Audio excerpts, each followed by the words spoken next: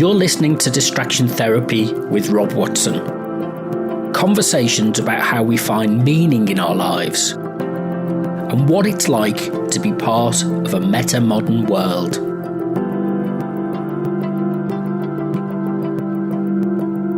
Hello, it's Thursday the 2nd of March and I'm Rob Watson and I'm joined as ever by Ryan Clayton, hello. Let you introduce yourself. I thought you'd forgotten my name for a second there. No, well, usually I do, but it's one of those things. I kind of I listen to other podcasts and they do this introduction thing of saying, "Hello, I'm such and I'm such and such." And so I think I've just picked up that, and maybe I shouldn't. No, it's a bad habit. I should just listen to more podcasts, obviously, and figure out what I'm doing here. I'm just here with this bloke that's just kind of walked in off the street. And anyway, we're at the Phoenix Cinema and Digital Media Centre here in Leicester because the cafe reopened recently, and we're also here in the evening rather than the daytime.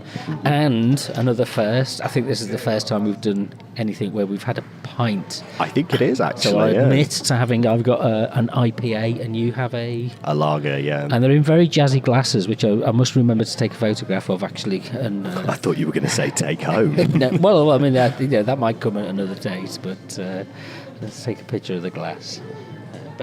So, interesting podcast. Rob stops and takes pictures of glasses. That's how it works. We'll do a selfie together in a bit. I always feel so self-conscious when somebody points a camera at my face. You know, you're sat there and and then somebody points a camera in your face and you're like, how the hell do you smile again? I thought you were the generation that would automatically... I think I missed programmed to turn a smile. I must have missed that, because I wasn't cool at school. Because I was getting bullied, I didn't have time to perfect to get taking selfies. Like my phone was always busted. My sister's programmed her kids that when the camera comes out, the fake smile comes out, and we all tell her, stop smiling. It looks awful. It looks weird, and she's like. It's a really fake smile. I should learn how to smile naturally on camera, to be fair, given the industry that I'm in. It feels like more and more my photos getting taken, and yet I'm still stood there at the back looking a bit awkward and lanky. Like, I feel like I'm 14 again and I don't quite know what to do with my whole body. Well, I've never had a face for an approachable face. I've never had an approachable disposition, although I'm a nice, approachable person, and when people get to know me, I'm really charming and nice. Yeah. But when you first meet me, you think I look like I've been slapped by a wet kipper or something. It's one of those faces. It's an RBF face. I don't know. I can't quite remember what my first impression of you was, but I don't remember pooing myself at the sheer prospect of sitting at the same table with you. So, But I was also the one that you hired to go talk to the crackheads of Leicester. So. Well, yeah, you could do that more easily than I could. Yeah.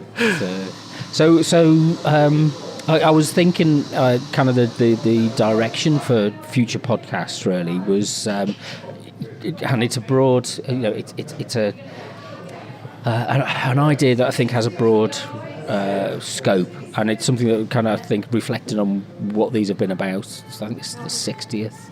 Something like that. Oh wow! At some point, we've done all 60, but we've dropped in and out with them. And the idea of really, it kind of strikes me. The important question of the moment is, what is a meaningful life? Yeah. Because it's so open as to you can pluck lots of things out, but there are some things that you can dig into that you can kind of explain and think about in terms of what that actually means in practice, not just as a kind of a slogan or a T-shirt that you might wear, but how does this actually work? Well, that is the big question, isn't it? I mean, it's been something that's been playing on my mind a lot recently, especially with becoming increasingly more and more dissatisfied with. Well, I wouldn't say my job overall, but certain elements of that job are starting to grind and eat away at my soul a little bit more and more every day. And are you familiar with the Ditch Digger's Lament? Oh, remind me. Yes, I am. I was told it. You dig the hole and then fill the hole and you dig the hole to earn the coin, to buy the bread, to gain the strength to dig the ditch, and it obviously is cyclical, and can go on and on and on. And it's like when I was introduced to it, it was in an attempt to show you the distinction between instrumental value and intrinsic value, and that we as human beings are often really good at identifying things that are instrumentally valuable, something that will be good for getting me from A to B to achieving certain goals, but often not so good at acknowledging and identifying things that are valuable in and of themselves and for their own sake. Oftentimes the things that end up making life meaningful and something which is also being eroded a little bit as we're sort of increasingly told that we have to monetize everything that we love into oblivion. But sat there, and you do your 9 to 5 and you clock in at 9 o'clock in the morning and you clock out at 5 and you go home and you're too tired to really do anything. So you watch a little bit of TV and you go to bed. And it's interesting to acknowledge or to think about the fact that arguably the most valuable portion of that day is when you just sit down and watch TV, because you're not doing it for anything. All you're doing is watching TV to enjoy watching TV. You're doing it for its own sake. And I feel like there needs to be more of an acknowledgement that those kind of things, I'm not saying people need to watch more TV, but things that have that kind of value need to be better integrated into people's lives, because you can't exist, from when you wake up to when you get home from work, doing nothing that is valuable in and of its own sake, only to earn money, to progress, to get better. I mean, there's plenty of evidence that the modern way of life, with that kind of sedentary, screen-based, a third of your day is spent watching the TV, and you might have to, if you've got kids, you can't, in the winter, you can't exactly be getting out and about and stuff, but that's because we don't have the social infrastructure to deal with it. But the fact that it is just, if it's fueling the physical illness crisis, and it's also fueling the mental health crisis, because it's meaningless as an option. You feel as if you've got a few options now. The alternative is to turn the TV off and sit and read a book, but the stress of work and coming back from whatever the environment is, we often cook work to be a highly stressful place. And everybody's busy and everybody's active, but nobody's really being productive. But when you come back, you're exhausted, your ego depleted because you've had to deal with so many people. And when you pick up a book, you're I can't read this. So one of the ways to deal with it is the escape into a fantasy life. So having games or or watching fantasy programs, I suppose, is the way, or reading fantasy books, because it's something that captures people's imagination along the way. So because you can just. I remember that's exactly how I ended up getting into reading a lot of superhero comics initially, because I was always very interested in comic books as an art form and as like a way of telling stories in a way that combines both the strengths of the novel and the strengths of cinema and of more visual arts. But I remember it was when I was increasingly dissatisfied with life that I found myself slipping into Marvel Comics and those brightly coloured fantastic worlds, because you could sit there for hours at a time and just disappear and be surrounded by these familiar, comfortable characters where the stories are fairly simple, but they're engaging, and everything has a kind of heartwarming quality to it.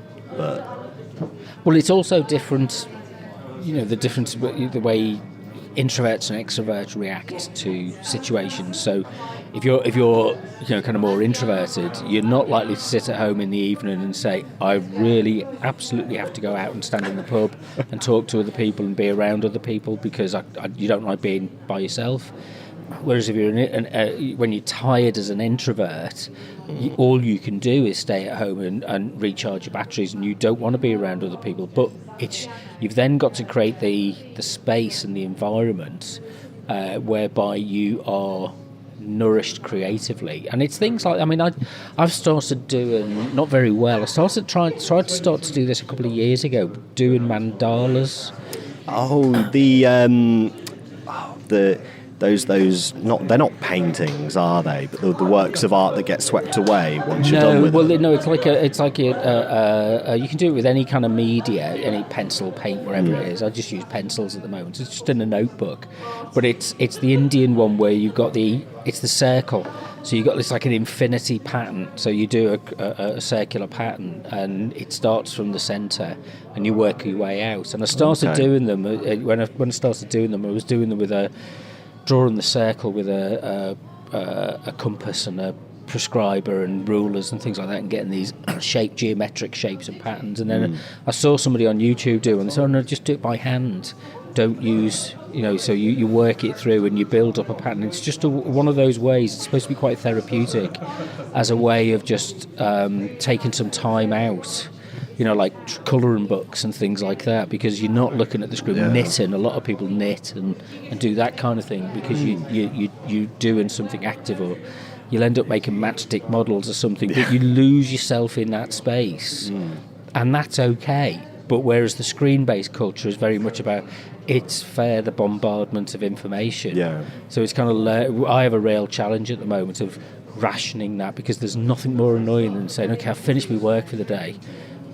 I've been working hard all day, and now I don't want to read, but I'll sit and watch a little bit of TV, and you can't find anything to watch, and you spend an hour scrolling, and you sit and you end up watching the app. Utter rubbish. Yeah. I like it when you can do that and you sit down and you go, okay, then there's a programme on that you really want to watch, and it captures your imagination. You watch it for an hour and then you turn it off and you go to bed and you read. Yeah. That's a good balance for me. See, this is why I really don't like a lot of these streaming services, to be honest, because of the ultimately it's a constant bombardment of crap. A lot of it of which is unwatchable, or a lot of it you've seen before. And I think it's designed that way. A lot of the stuff you've seen before because it's just comfortable. You hear about people watching, like, I don't know, The Office for the 11th time. But what I quite like to do is, and I did this the other day, is go into CEX. I went in on my lunch break, have a look through the Blu-rays and the DVDs, and just pick up, I don't know, 5 films that I've maybe heard of, maybe not heard of, but they just look interesting. Pick them up off the shelf and then watch them whenever I've got time throughout the week. And I found a lot of interesting films that way. I watched one last night called The Naked Kiss, a film from the 1960s about a prostitute who moves to like a small town, like classic Americana, decides to turn over a new leaf while she's there, starts working with orthopedic children, ends up falling in love with an incredibly wealthy bachelor who like funds the whole town, is known for his paradigm of morality and of charity, shall we? Philanthropy. That's the one. But he philanthropy. Yes, but he turns out to be a paedophile, so she kills him. And I'd never heard of this film. And, even for something from, like, what I believe to be the early to mid-60s, what an absolutely mental story to tell. There's the moment where you find out where he's a paedophile as this little girl runs out of the house that he's clearly been molesting. And she just picks up the phone and kills him with it. Is like, wow, how have I never heard of this film? How have I heard of Attack of the Clones, but I've not heard of this? Well, because, I mean, I'll put it in context for a moment, and I think it's useful to reflect on. We're in the recently refurbished and rebuilt art centre, digital art centre and cinema. It's got this massive cafe, and there are literally hundreds of, it's more like an airport lounge, the length of it, it's like kind of lots of seats and everything. And at the moment there was a problem with the kitchen, so the kitchen's closed, but normally there'd be people eating meals and stuff as they go in to see the films. And so in Leicester we haven't really had an accessible art space for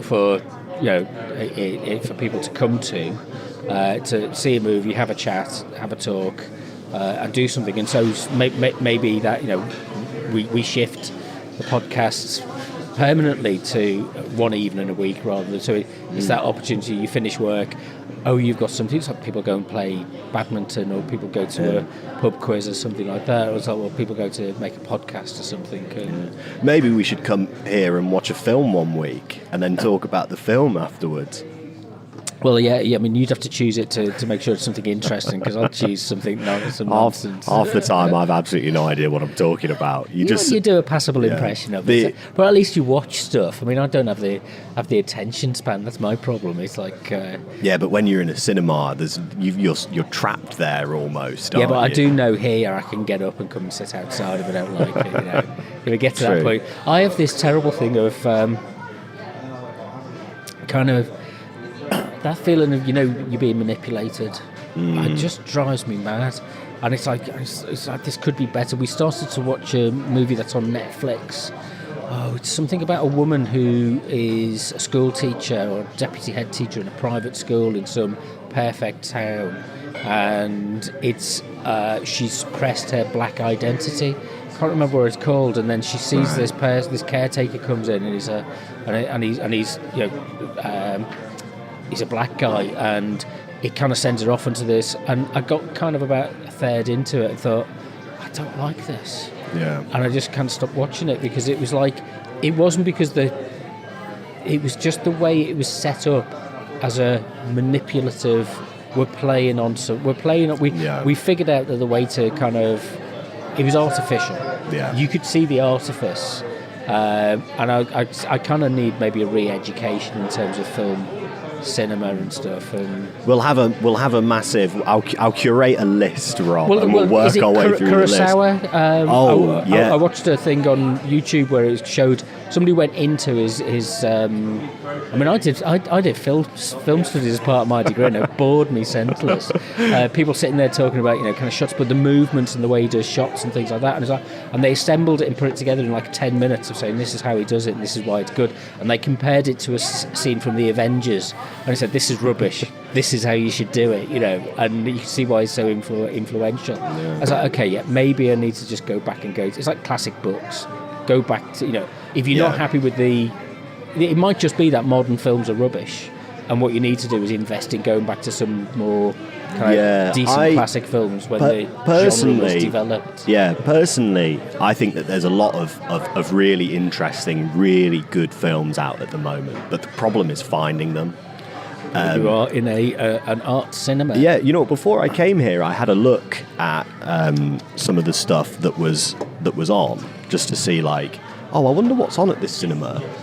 And it did seem like there was some interesting stuff on. There was a film called EO about a donkey, heavily based around a film that me and a friend watched recently. I'm going to butcher the French for this, but it was by Robert Bresson, and it was called Au Hazard Balthazar or something.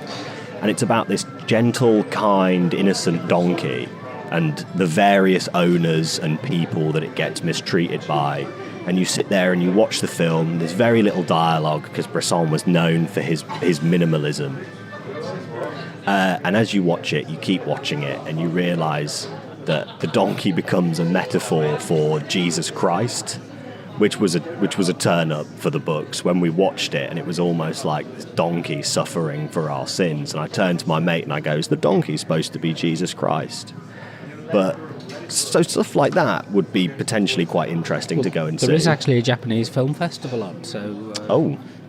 But again, it's finding it, because there's a lot of interesting stuff happening now, especially and having the time to get the right time.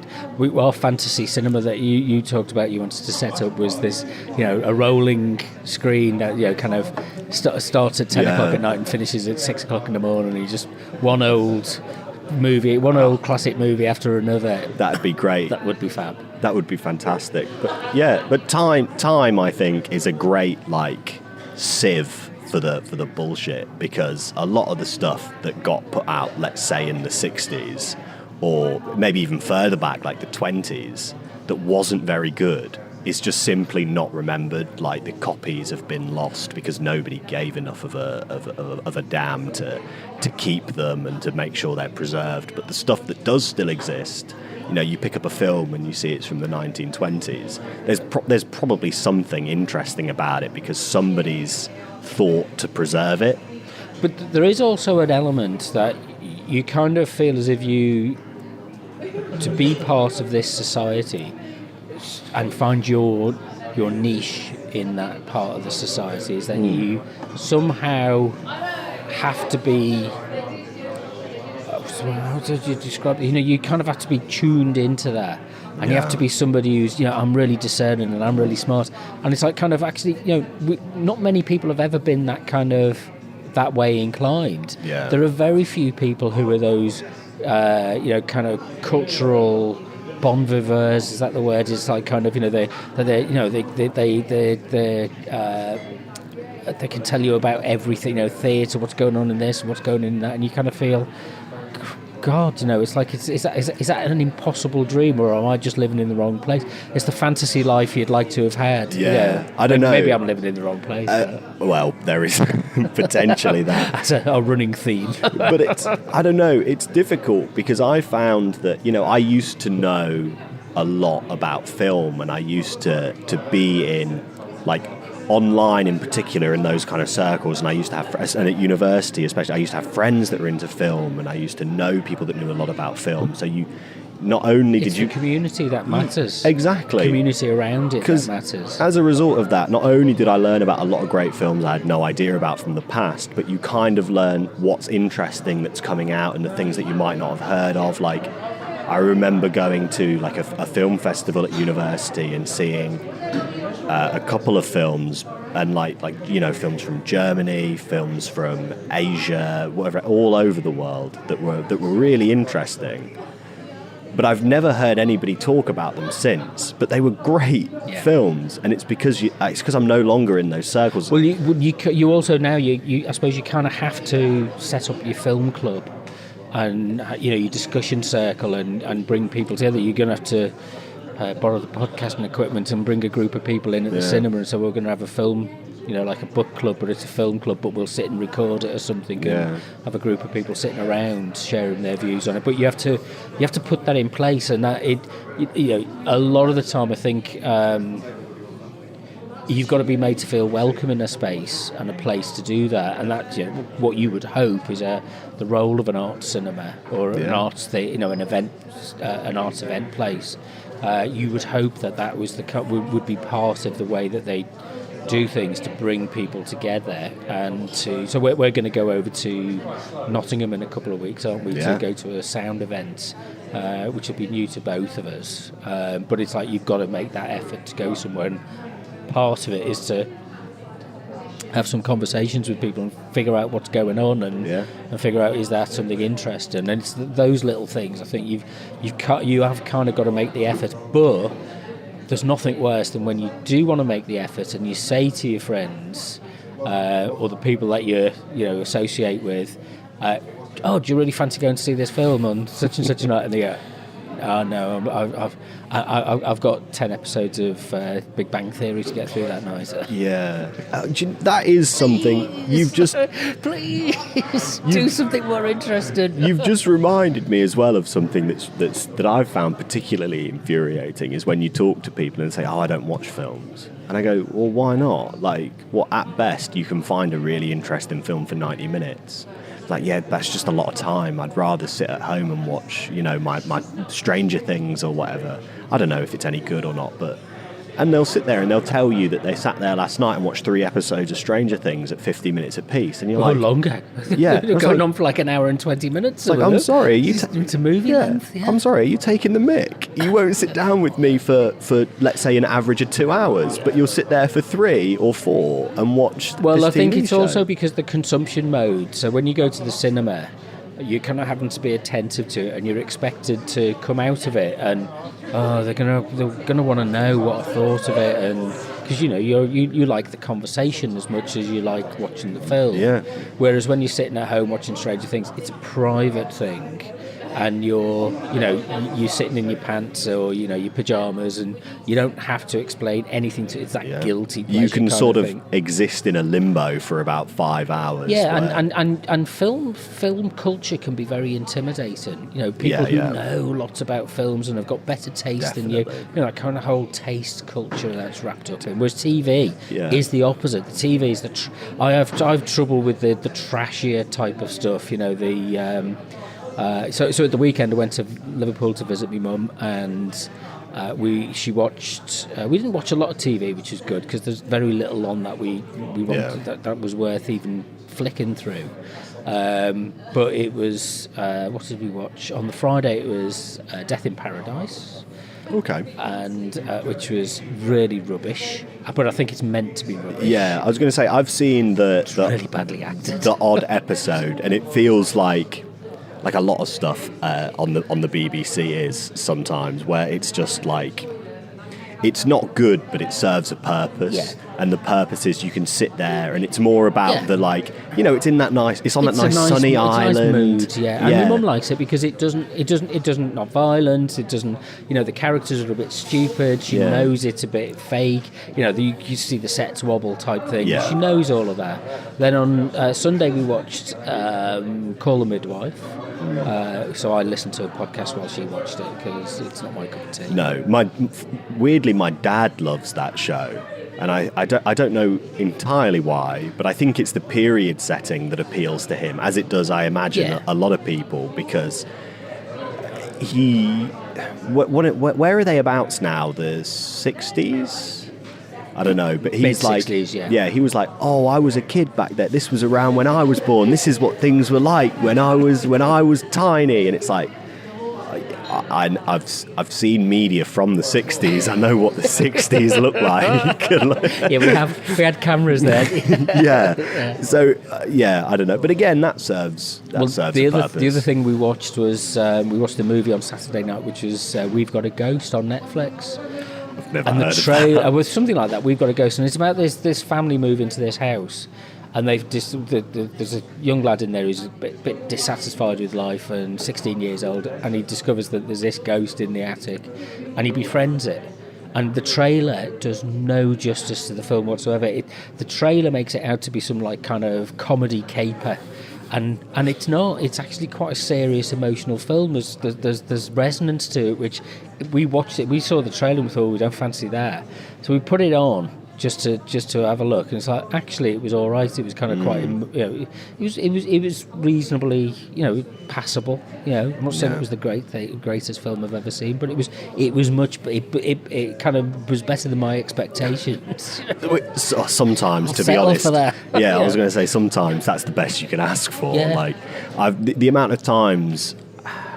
I remember it happened the other week where my girlfriend put on a film. It was a Pixar film. I think it was called Soul. I don't know if you'd seen it, but she said, "Oh, I'm going to watch this," and I was working from home, and she was like, "I'm going to watch this. Are you bothered? Do you want to watch it? Like, should I save it for later?" And I was like, "No, I couldn't really care one way or the other." And she puts it on, and I sort of like. Those times when a film's on and you get drawn into it because you're like, you know what? Actually, this is really good. This has got like. An emotional core to it, like a message that's really satisfying and well done, and it plays out in a very interesting way. And you watch it and you think this is actually great. And before you know it, you've stopped working from home. Yeah. You're no longer replying to your boss's emails, and you're watching a Pixar film on a Friday afternoon. But those were the days. I mean, there should be a bit more. You used to disappear to the cinema and you bunk off work. I just remember, who was it? I mean, J.G. Ballard, when I read his biography, living in, working in Wardour Street and the PR agencies and stuff like that. And, that's what you'd do. You go to the pub and you'd have a 3-hour lunch, or you'd just disappear from the office and you go and see a film and you'd come back in later. Because you kind of need for a creative job, you need to be in a creative environment. You need to read. You can't just be answering emails. No, it's tedious. It's not the work. It's fundamentally not what creative work is. Well, I've started. For one, I miss working in the city centre because there were lunch times where if there was enough of us in, we would disappear down the pub at lunch. we would have a bit too much to drink, come back, and the rest of the day would absolutely fly by. But now I've started, because now we're working in Anstey. Now you take beer into the office, do you? Well, and I don't know if you know this, but Anstey's a toilet.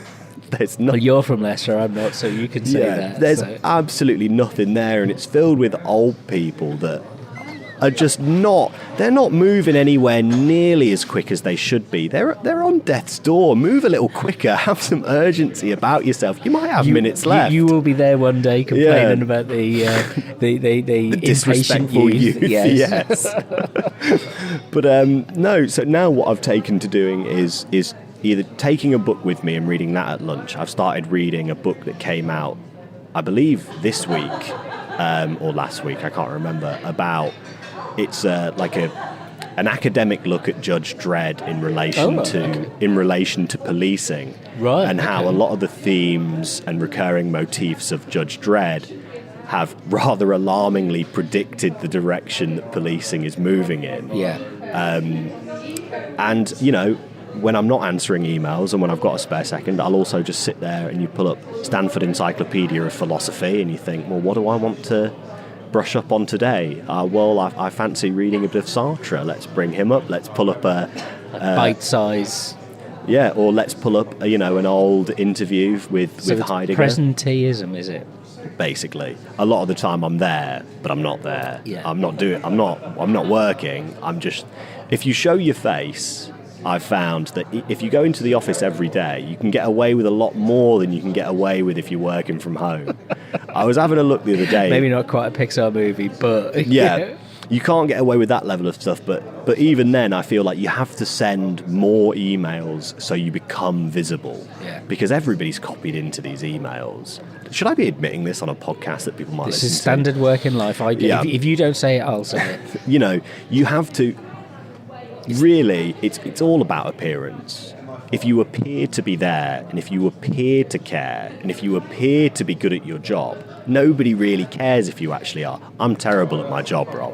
I'm awful at it. I'm just not good at it, and I barely get anything done. You do know you'll never escape it now. No. You'll be regarded as the best person in the office. I will never get away from it. But now, I've established that, and I've established that character, and now I can hide behind that character and do whatever I want. And it's liberating in a sense, but also terrifying because I've now trapped myself.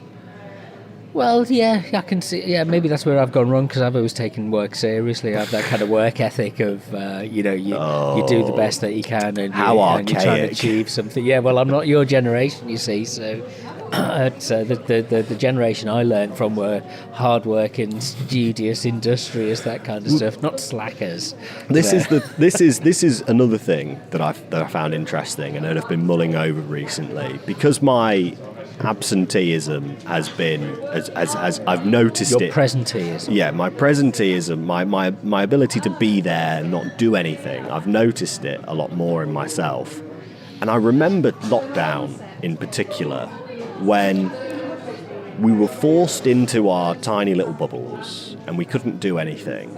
And I remember just how productive I was.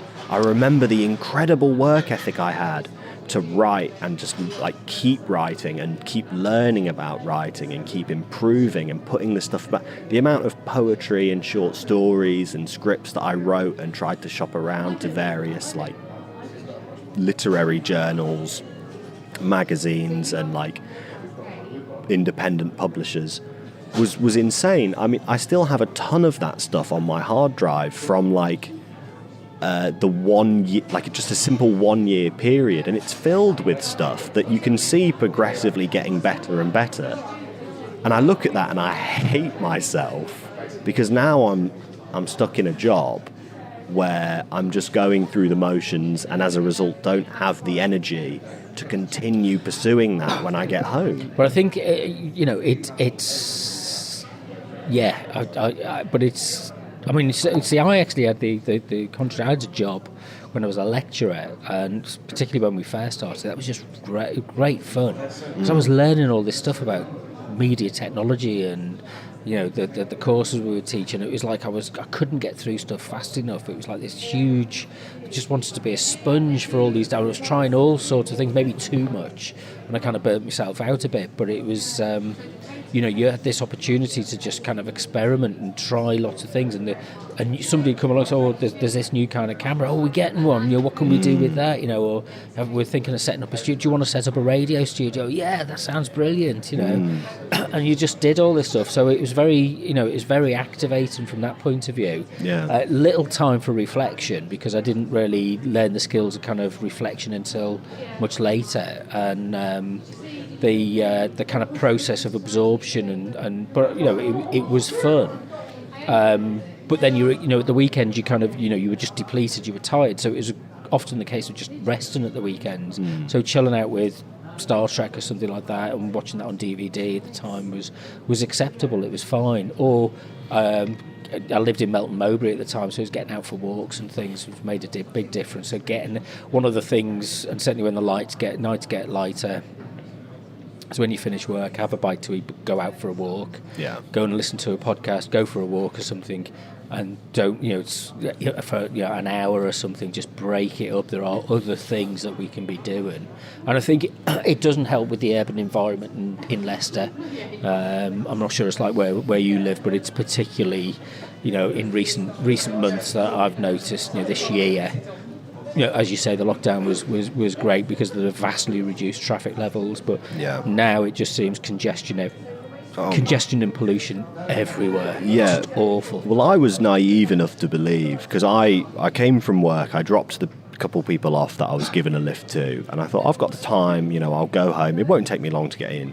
I'll go home, I'll get changed, I'll, whatever, just clean myself up a little bit and get the stench of PR off of me. And I thought, it'll be a breeze to get into town, because it's now, I left at about 7:10, should only take me 5-10 minutes to get in at best. And I was like, 20 minutes, journey was doubled because it was still congested. Yeah. And I don't understand why. Yeah. Past 7 o'clock, the congestion is because still a thing. Because the buses are expensive and the buses are infrequent. Come 5 o'clock, 6 o'clock, the buses go down to. I went to see some friends in Evington last night, and it's a bus every hour. So if I'd have missed the 9:10 bus, I'd have had to have waited till 10:10, and it's and people's expectations are very different. Call an Uber or something like that. It's just, I think it's egregious though. I mean, in the morning in particular, it's horrible. Well, the collective consciousness doesn't feel. I mean, it might, in other places it might be better managed and better facilitated, this transition to a decarbonised, congestion-free environment. It might be better organised elsewhere, but here it's very, very difficult. It's horrible. I just don't think the roads are built to cope with the level of traffic that is now on them. Because I mean, my journey. Well, rephrase that, because the roads. I suppose. That kind of suggests that we should build more roads, and actually, I take that the back. level of traffic is far too much. Yeah, because for the infrastructure of a city. My journey to work in the morning should take me 20 minutes. Takes me over an hour. God, which is just how bad. To go across the city. I don't even enter the city. I skirt the outskirts. So I start where I am, you sort of skirt the edge of the city and go up towards Voss Park and get on the M1, and it's all so congested that sometimes you'll be sat there sometimes for 20 minutes not moving. This is why I live close to the city and I walk, and it's part of the reason why I probably find it difficult to get another job, because the jobs are not easily locatable in... to use public transport. Yeah. I mean, get a bike or something like that. The thing is, there's lots of ways that we can do things, and rearrange these kind of things. But it's going to require a kind of coming together of people to be sensible about it, and to try and look what put individual and personal comfort aside, or expectations of that, and say, actually, we need to we need to have a collective conversation about what's going to benefit us all. So, you know, I've never learned to drive, so I can't yet, unless I do learn to drive, I can't fall into that mode. And it's kind of like it would depress me to have to think about doing that. I think that would, you know, I find that whole thing would just be. I thought it would be liberating once I bought a car. But when you're sat in that tiny little metal box and you can't move anywhere, it's actually incredibly depressing. Yeah. What I loved it when I was at university, and I lived in the city centre in like a privately rented flat with my best mate, and you could walk everywhere. And even if you had to walk, some walks you'd have to go somewhere and it was an hour's walk away, and you'd say, well, you just got to leave a bit earlier. And even though it takes you an hour to get there, the walk's genuinely actually quite enjoyable because you're out, you're in the fresh air, you're walking, you're getting your exercise.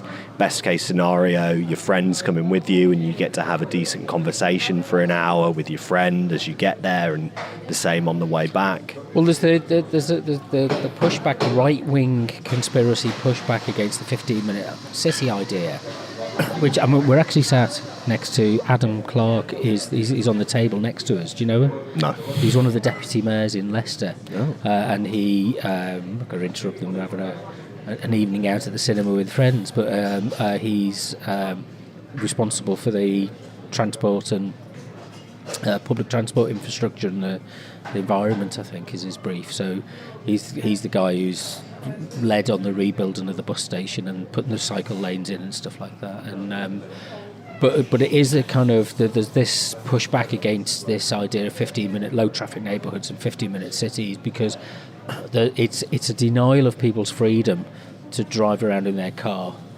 And it's like, well, whose freedom is being prioritised here? Because those of us who don't have cars, or children, or older people, don't ever seem to get a look in. I think about 20% of I don't know what the numbers are, but 20% of the population at any one point are probably mobile in vehicles, maximum. That's a huge number. Massive. But everything is determined around the priorities that are set by those 20%, and not the 80% who are at home in their workplace, using public transport, using bikes, walking about, that kind of thing. And it sucks all of the attention and the energy out, because the myth, the symbolic status of the car as a symbol of freedom. Yeah, I mean, that was essentially, I won't say that's how it was sold to me, but I think subtly and suggestively that is true, that the word sold is appropriate there. But I always conceived of it as, when I didn't have one, I always conceived of it as like I was lacking something.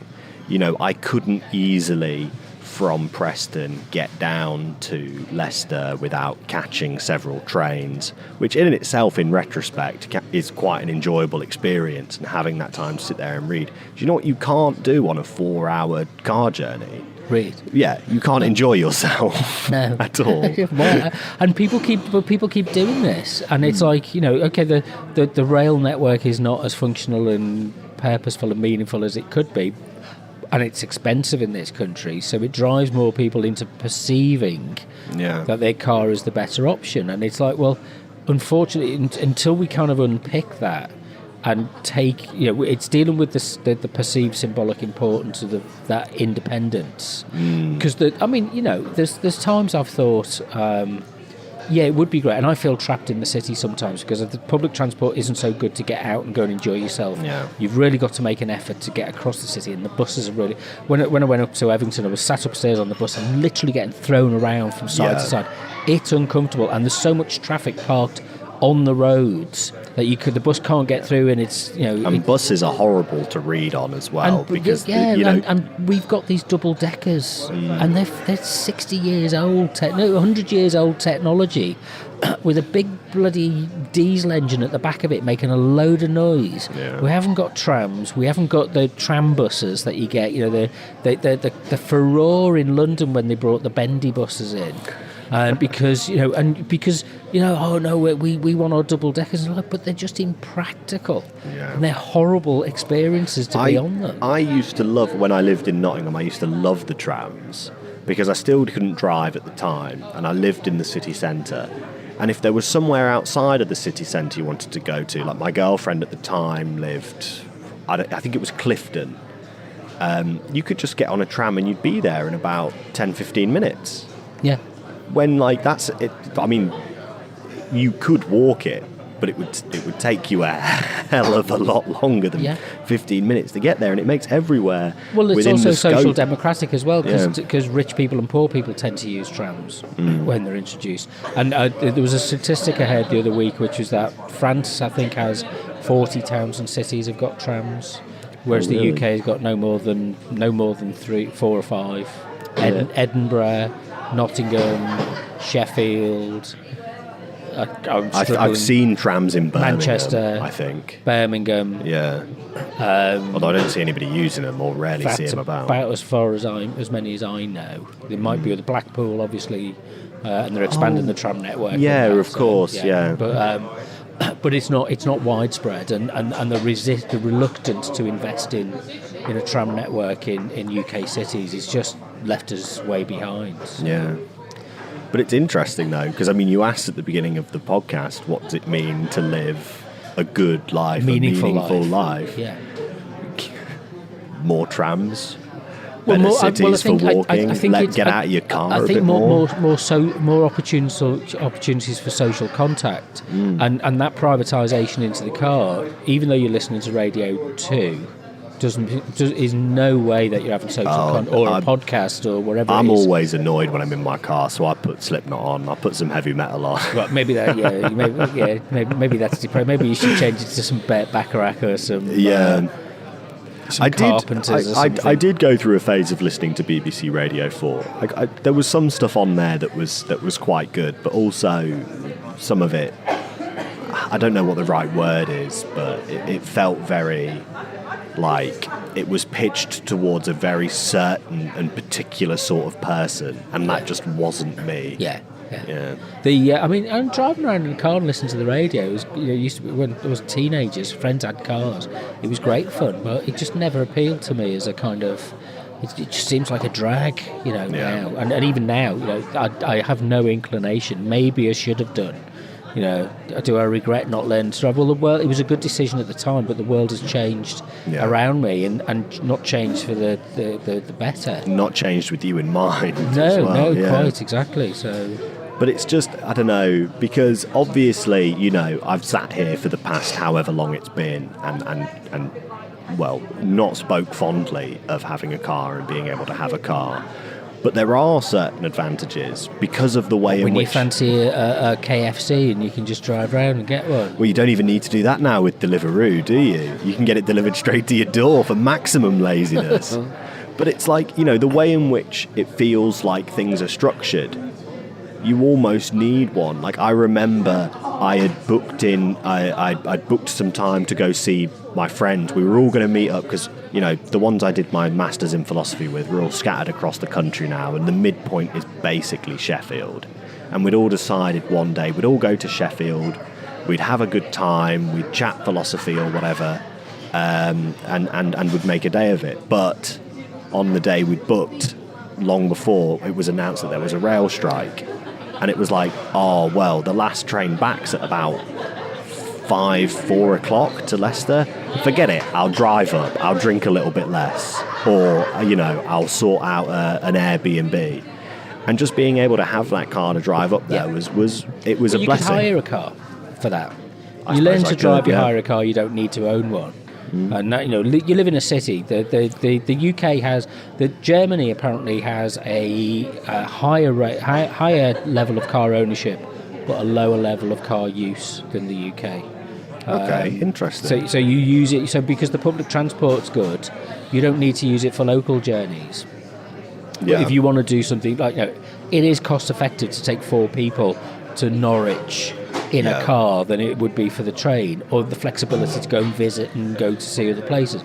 That kind of thing's fine when you're making specific trips, but when when you kind of just casually getting to work backwards and forwards, something which should be routine.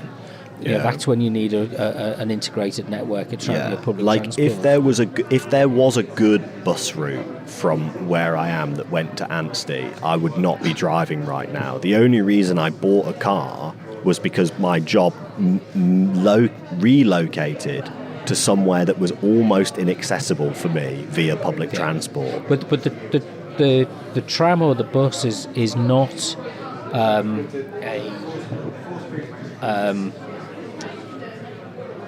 it doesn't, the car as a symbol has a certain kind of romance to it. You see advertising for cars sells the car on the basis that it's it's freeing, freedom, it's sexy, all that it's kind of powerful, stuff. All that kind of stuff. But buses and trams, they're for the plebs. Quite literally. Yeah. But and yet, they are what facilitate modern, interesting cities and places to live, because you get about in a different way and you meet people in a different way. But it's like kind of until we kind of, I mean, the evidence is there. You see the pictures of congestion, you experience the congestion, and yet people will not let go of their car.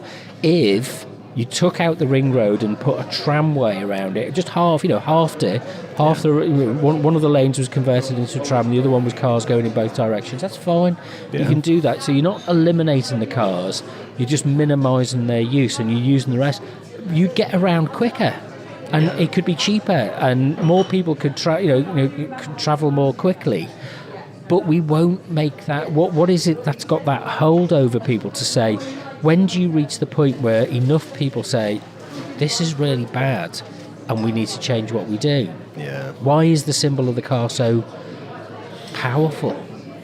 I don't know, to be honest. I think it's an interesting question. I think it's also because, in part, like owning a car and being able to drive, weirdly, has become associated with a kind of transition into adulthood. Like, children don't know how to drive cars, and then suddenly you become 17, and it coincides quite nicely with that. You learn to drive when you're 17, and then around the time you become 18, if you start straight away, that is, you've learned to drive and you've got a car. You're an adult now. You can get around, because whenever you're a kid and you're in your parents' car or you're walking around, you're looking into cars and you're thinking, even necessarily unconsciously, those are adults. But then you get those cars that are kind of hyper-extended, or over-extended cars, which are compensation for something, where the exhausts, and people drive around as if they're on a Dubai racetrack or something like that, and they're driving around Leicester, stop, every set of traffic lights they get caught at, but between the traffic lights they. And they're Vin Diesel between those traffic lights. Exactly. And it's like kind of what it is. So it takes it beyond merely functionality and the need for transport. It takes it into something which is a kind of an imaginative space, a kind of a place of somehow some kind of superior freedom and sense of mobile priority that supersedes every other form of people who might live in that area. It's just and without that, and there's no restraint on that, because I've never seen the police stop anybody for having one of those dodgy exhausts, or driving recklessly. It's something that happens all the time. We used to get a ton of people with those dodgy exhausts, or like the people that over rev their cars to the point where they become so loud it's not only obnoxious, but it's actually harmful to everyone else around them with the noise pollution. They'd always be coming through the drive-through at the McDonald's I used to work at. The amount of people you'd see in cars that had been souped up, or like... Well, fast food places attract people. It brings people, birds of a feather flock together, and they're connected. So, I mean, one of the things that put me off, a first boyfriend I had, it was like 18 years old, and he got a Ford Cortina, and it was like, it's a second-hand thing. It was a couple of £100 and stuff, and it was nice having somebody giving you a lift to places. That it was quite nice, and but thought nothing better than going to McDonald's and sitting in the car park and eating a McDonald's in the car. God. I hated the taste of the McDonald's. I've never liked them, and I thought this is not. So I remember actually we parked in front of a brick wall So you had no view other than the brick wall in front of you. You know, it's like the car park at the back. It's romantic, Rob. So it was so great, and you know, and young love. Yeah, well, you'd get to a place, and we drive out into we lived in Manchester at the time. We drive out into the Pennines, and then I'd say, okay, well, come on, we're going to go for a walk. No, he just wanted to sit in the car and look out the window. And I was like, it was kind of like it's a safe space for people. Yeah. And it's like I you know, I don't know. It doesn't never connected with it. I don't know. I mean, yeah, I've always hated drive-throughs, and I've never understood people that enjoy just sitting in their car. Like, you'll see people at my work, they'll arrive early, and then they'll sit in their car for half an hour. Like, do you know how uncomfortable it is to sit in your car for half an hour? It's uncomfortable enough driving to work. Well, I want to get out of the damn thing. We'll have to do our excursion down to Foss Park, the shopping centre, you know, the out-of-town shopping place. Oh my God! And we'll get the bus down there, and then watch everybody else. Or I'll meet you there. You can drive there. I'll get the bus down, and we'll sit watching the drive-through shops and people coming in and out. I don't know if I can hack it. My last memory of Foss Park was going on Christmas Eve, or the 23rd of December. Your Christmas excursion. My Christmas excursion. It felt like it. I just do not know. Like a plague of locusts infesting like some sort of rotten meat. That's normality. Welcome to the desert of the rail. That's hyper-realism. That's postmodernism for you. It's you know, a facade of shops selling rubbish in a car park of people going nowhere. You know, that's the thing. Meaningless life. That's the thing that gets me about Foss Park. Why? It's shit. The selection is crap. The shops are bad. Like, well, why wouldn't you just come into town? Other than, I suppose, you're a bit of a racist. Yeah. Well, yeah, you know, that's part of the dynamic. It's true. That's the kind of, you know, there's a function of decision-making processes like an algorithm that people get. Plus, it can be more convenient, and coming into the town centre is expensive. But again, it goes back to, you know, the town centre is inaccessible because the level of bus services and priority for those buses isn't where it should be. You know, and you know, to be fair, and while we are sitting close to Adam Clark, the Deputy Mayor of Leicester, who's responsible for this, there are things that are being done to shift this a little bit, but it feels like to just move that dial a tiny bit, it needs such a monumental effort. And it's like, you know, you kind of, you think, oh, just leave it. So just let people get to the point where it's going to have to be forced upon them. Yeah. I think that will be that there will be a point, I think it's going to be like another economic crisis of just monumental proportions where people are going to have to say, I mean, if we're not in that period now with climate change and climate crisis, I don't know what is. Let's build more out-of-town shopping centres, out-of-town, you know, executive estate villages. Let's, you know, the wealthy in the county and the cities just become harder and harder places to live, and let's start a political pushback against people's, you know, this kind of right-wing freedom. Let's demonise the 15-minute city and public transport and everything. It's like cutting your nose off to spite your face. It's the worst thing you can possibly do, because if you did it the other way, you'd actually have more freedom. Yeah, I know. But these people don't want freedom to engage with other people because that would challenge their views. I think what they want the freedom to do is to just be indignant in their cars. Further and further atomised, like separate from individuals, the ability to just... Whereas if you're forced to rub shoulders with and sit next to and, you know, smell the people on the bus. Because I'll admit it, I have occasionally fairly misanthropic tendencies. You're a human being. Yeah, and it was a somewhat exciting prospect to not have to get on the bus and be accosted by a drunk man about some nonsense that I can't quite figure out because he can't string a sentence together.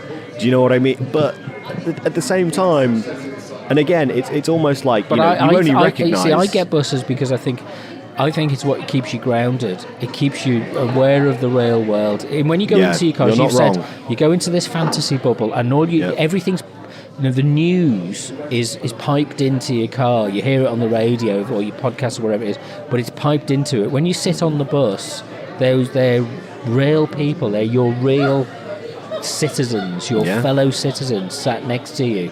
And you've got to take that into account. You've got to be out in the public spaces. Yeah, no, I agree. It's one of those things where, again, I didn't really appreciate it until it was gone. Like how much I enjoyed that 45-minute walk to work from where I live, as opposed to the hour, 10-minute car journey every morning. Well, that sounds hell. Yeah, exactly. The 45... Well, you could get up at 6 o'clock in the morning and go early and leave early. No, I'd rather be 5 minutes late. You'd rather have an hour's journey than a half hour's journey. Yes, exactly. Well, because quite frankly, if you get up at 6 o'clock to then drive to work just to skip all the traffic, you end up at work early. But just think of all the audiobooks you could listen to while you're in the car. You could be... Yeah. True, but then I'd be one of those losers sitting in their car for half an hour because he's got to work too early. You'd be so thrilled with Stephen Fry's voice, you'd even end up talking like a twat. No, I've never enjoyed Stephen Fry. In case that wasn't obvious. Well, we'll maybe save that one for next time. Yeah. We'll have a full exposition of why you don't like Fry.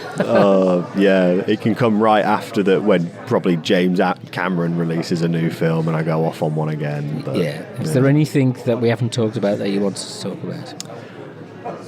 Oh, gosh. I don't know. I don't think so. There's probably tons of stuff that I've done. We should have talked about, but we can always do this again. There was a lot. I do have a lot of stuff queued up, to be honest, for the question of how to live a meaningful life, because it's something that I've been tasked at work with running a workshop on productivity, and have decided to take somewhat of a creative license with that task and run a workshop on how to live a good life in spite of workplace productivity. And so that's how I've been thinking about the Ditch Digger's Lament. I've reread The Myth of Sisyphus recently. Aristotle's version of virtue ethics, and is it phronesis? You're going to give them what you want to give them rather than what they want. They'll be sitting there going, right, thanks, Ryan. Yeah, exactly. And you just say to them, look, if you wanted to know what you were going to get, listen to the podcast. Yeah, exactly. Take an interest in me as a human being, and you would have known that this is what was going to happen. Well, the only thing I was going to add is, so I finished the 6 Dune books. Oh, all of them! Yeah. My God! If you've not read all of them, you really should. No, I've read the first one and I loved it. Well, then you'll find that the second one is better. Oh, really? Yes, you need to read the second one and the third one. So the trilogy, the original trilogy that he wrote was. Are they all written by Frank? Frank Herbert wrote 6, and then he died. I think 1985, something like that, and then his son. Based on the notes that he took over, he was working with Brian Anderson, I think his name is, who'd worked with Herbert on writing some other books. So they teamed up and they wrote some prequel books, and then in 2005-06 they wrote the sequel books to the Dune ones to finish it off. So I'm working on them. They're not as everybody said, well, they're not as good as the other ones, but they're good. But the stuff that Herbert was talking about. But the thing I was going to mention, because we can get into Dune is Frank Herbert listening to. So I watched a video on YouTube, and he says Dune. But but I was going to say to you, do you say Duke or Duke? Duke. Yeah. So it's Dune, and as in Duke. Yeah. But Americans do say Dune. Dune, yeah. So the author says Dune. Well, I feel vindicated. Well, but he was American, so what did he know? So. Well, true. Right, okay. How can anybody get in contact with you? Not very easily, but I am on Twitter at Clayton Comics with an X instead of a C and an S. Cool. And I'm on social media, Instagram and Twitter at Rob W Media. And we're going to kind of carry on this theme of, I don't know how well and in what form, but what does it mean to live a meaningful life. I wrote a blog about it, and I'm going to write some more about it and put some links to some podcasts and stuff that I kind of listen to, which helped me along the way. So that's robwatsonmedia.net. But yeah, until next time, thanks very much. You've been listening to Distraction Therapy with me, Rob Watson. Find out more at robwatsonmedia.net, or follow me on Instagram and Twitter at RobWMedia.